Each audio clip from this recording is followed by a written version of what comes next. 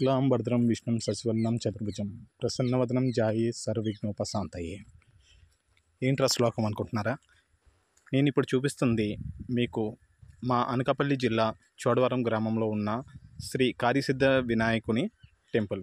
ఈ టెంపుల్ ఆంధ్రప్రదేశ్లో రెండవ స్వయంభూ విఘ్నేశ్వరుడిగా చెప్తూ ఉంటారు. అలాగే రెండవ కాణిపాకంగా కూడా ప్రసిద్ధి. మా చోడవరం చుట్టుపక్కల గ్రామాలలో ఏ కార్యం మొదలు పెట్టాలన్నా ముందుగా ఈ కార్యసిద్ధి వినాయకుడిని పూజ చేసుకునే మేము కార్యక్రమాలు అనేది మొదలు పెడుతూ ఉంటాం.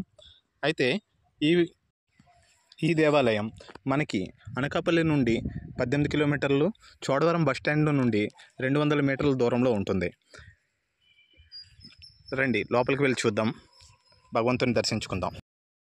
ఇక మనం ఈ ఆలయ పురాణం ప్రకారం, కొంతమంది చెప్పిన జానపద కథల ప్రకారం 12వ శతాబ్దంలో ఈ ఆలయం నిర్మించబడ్డది చోళ రాజుల ద్వారా. అయితే కాల వ్యవస్థలో కాస్త చెడిపోయినా తిరిగి 1850వ సంవత్సరంలో మన గ్రామస్తుల ద్వారా ఈ ఆలయం పునర్నిర్మించబడింది.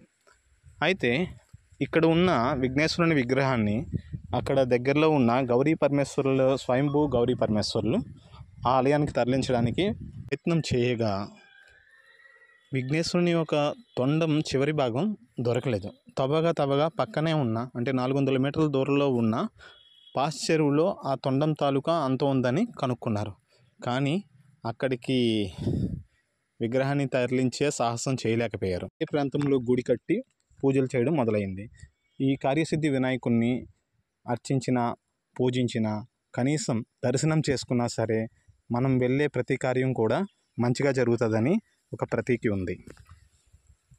ఈ చోడవరం గ్రామానికి ఉన్న మరొక విశేషం ఏంటంటే, దేశం మొత్తంలో స్వయంభూగా వెలిసిన విఘ్నేశ్వర స్వామి, అలాగే శ్రీ మహాశివయ్య ఒకే చోట ఉండడం, ఒకే గ్రామంలో ఉండడం ఇదే మొదటిది. ఎంత ధన్యులైతే కానీ ఒకే చోట ఒకే గ్రామంలో తండ్రి కొడుకులు వెలుస్తారా? ఈ భాగ్యం ఇక్కడ ఉన్న ప్రజలకి, నిత్యం పూజ చేసే భక్తులకి ఎంత బాగో సమకూరింది. మనం ప్రవేశించగానే ఒక రకమైన భక్తిభావన అనేది కలుగుతూ ఉంటుంది. మనం భగవంతుని సన్నిధిలో ఉన్నంతసేపు కూడా బయట ఆలోచనలు కానీ, బయట టెన్షన్స్ కానీ ఎలాంటివి కూడా ఉండవు. భగవంతుని సన్నిధిలో ఉన్నంతసేపు ఒక రకమైన ప్రశాంతత, ఒక రకమైన ఆధ్యాత్మిక భావన మనలో మోగుతూనే ఉంటుంది. ఇక భగవంతుని తాలూకా చరిత్ర ఇక గోడ మీద లిఖించబడి ఉన్నది. మీరు గుడిలోకి ఎంటర్ అవ్వగానే కుడివైపు అది మీకు కనిపిస్తుంది. అయితే ప్రాంగణంలో అయ్యప్ప స్వామి వారి మండపం ఒకటి, అలాగే సంతోషిమాత మందిరం ఒకటి నిర్మించబడ్డాయి. ప్రతి కార్తీక మాసంలో కూడా ఇక్కడ అయ్యప్ప భక్తులు, భవానీ భక్తులు దసరా సమయంలో మాలలు వేసుకొని మండపాన్ని ఏర్పాటు చేసుకొని పూజలు జరుగుతూ ఉంటాయి. ఇక్కడ ఉన్న గాలిగోపురం మహాద్భుతంగా భక్తుల విరాళాలతో కొత్తగా నిర్మించారండి. ఈ మందిరాన్ని దర్శించుకోగలరు. ఎందుకంటే ఒక్కసారి మీరు దర్శించుకున్నట్లయితే మీ తాలూకా జన్మ చరితార్థం అవుతుంది.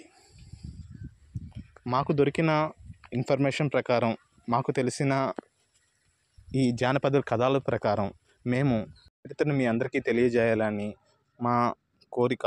అందువల్ల మీరంతా కూడా ఒక్కసారి వీలైతే దర్శించుకోగలరు అని మేము మనస్ఫూర్తిగా కోరుకుంటున్నాము.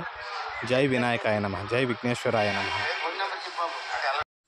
ఈ దేవాలయంలో పంచామృతాభిషేకం, నిత్య పూజలు, శాశ్వత పూజలు జరుగుతూ ఉంటాయి. ఎవరైనా చేయించుకోవాలనుకున్న వాళ్ళు ఈ క్యూఆర్ కోడ్కి డబ్బులు పంపించి మీ నామగోత్రాలు పంపించినట్లయితే వాళ్ళు దేవాలయం తరపున మీ పూజలు అనేవి ఖచ్చితంగా జరుగుతూ ఉంటాయి. ప్రతి నెల కూడా, ప్రతిరోజు కూడా.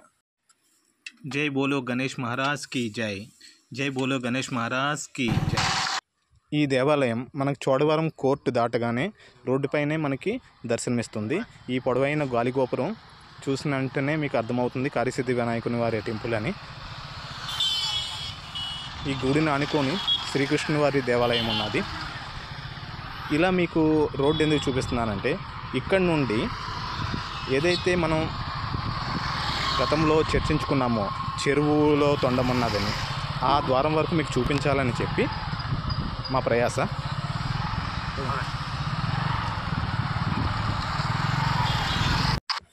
భగవంతుని సన్నిధానం నుండి పడమర దిశగా మనం ఒక 200 మీటర్లు 300 మీటర్లు ముందుకు వెళ్ళినట్లయితే అక్కడ చోడవరం తాలూకా ఆర్టీసీ బస్టాండ్ అనేది వస్తుంది. ఈ ఆర్టీసీ బస్టాండ్ లోపల వెళ్ళినట్లయితే మీకు ఏదైతే చెరువు కోసం మనం ఇంతకుముందు ప్రస్తావించామో ఆ చెరువు మీకు కనిపిస్తుంది. ఈ చెరువు వరకు కూడా భగవంతుని తొండం ఉన్నదని చెప్తారు. Thanks for watching. Thank you very much. Visit again.